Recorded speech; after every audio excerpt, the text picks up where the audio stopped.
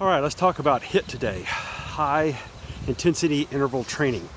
HIIT is the opposite of aerobic type jogging because it is anaerobic. It forces you to expand or increase your heart rate, taking it up to maybe 85–90% of your max and doing it for a short period of time and then dropping it back down. So how do you do that in normal environments? Well, obviously something like a burpee or Tabatas, T-A-B-A-T-A, I've told you about those. Those are HIIT training. But how do you do it if you like getting out like I do and getting some range and going, like for a long run?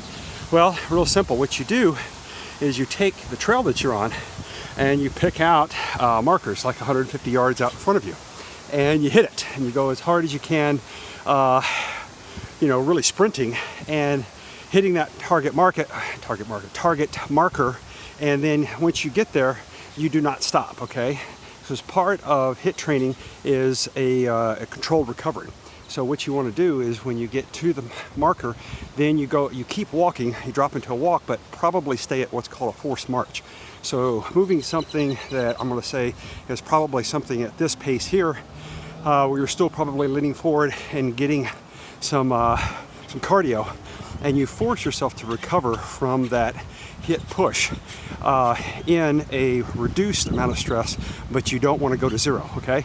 Doing that on and off, and take yourself, whatever you can do. If you can do a mile, break your mile into 150-yard punches for 30 seconds, and then recover, and give yourself, not forever, maybe give yourself 300 yards, 450, depending on what kind of shape you're in, and then hit it again hard.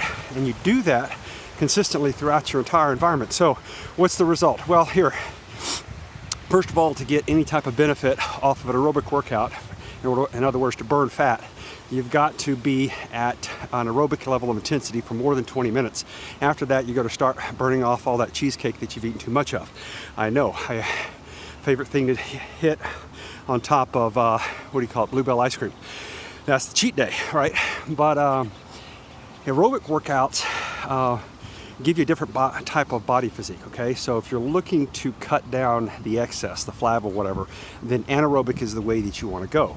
If you look at people that are aerobic runners, long distance type runners, they're very lean, but they don't really have any good muscle mass, and in my opinion, they don't have any good cut. So I'm not all about trying to have a beach body. I'm all about trying to have an effective physique, because all the training I've ever been doing since I was old enough for my Marine father to drill me was a state of readiness to always be ready to fight or be ready to go into some type of combat environment. So if any of you have been in fights, fights are over inside 30 seconds. The person that has the most punch and the most force, the most brutal, and can hit with the most ferocity, generally, unless somebody gets a lucky punch in, they're going to be one that takes the prize.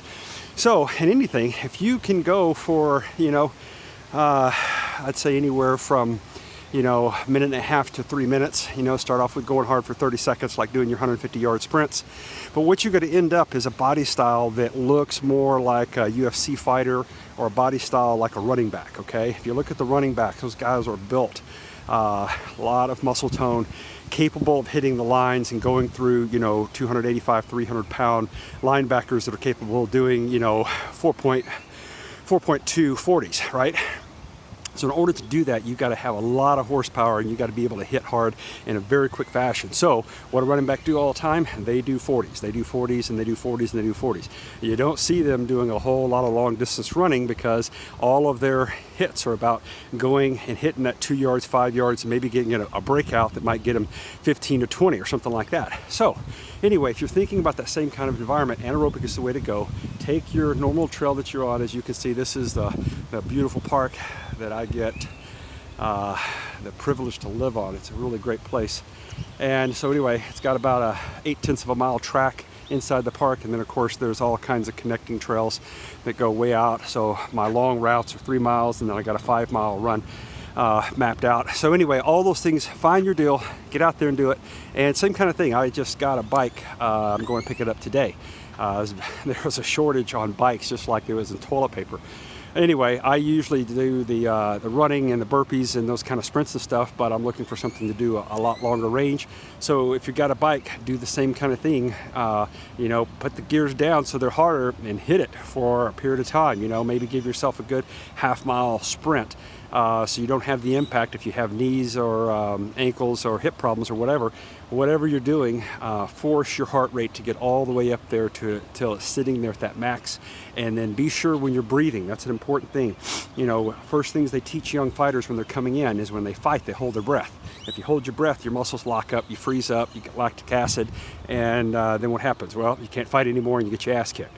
So the first thing you learn how to do is you learn how to breathe. Breathe always, even when you're throwing that punch, when you're getting hit, you learn to breathe out and then you learn to breathe in. So you got to keep that movement. So a lot of times when people are pushing yourself at that high intensity, you forget to breathe. So what do you have to do? You have to focus your mind to make sure that you're breathing while you're in that high level of intensity, okay? An Olympic runner taught me a real interesting concept, and that is you breathe in twice and out once. So like that, and what's that's doing is bringing a lot of more oxygen in, getting that in so that you don't have your muscle cramps as much. So there's a whole bunch of information. I'll send you a bill and you can pay it when you get your COVID bonus, all right? Y'all have a good one. No free lunch.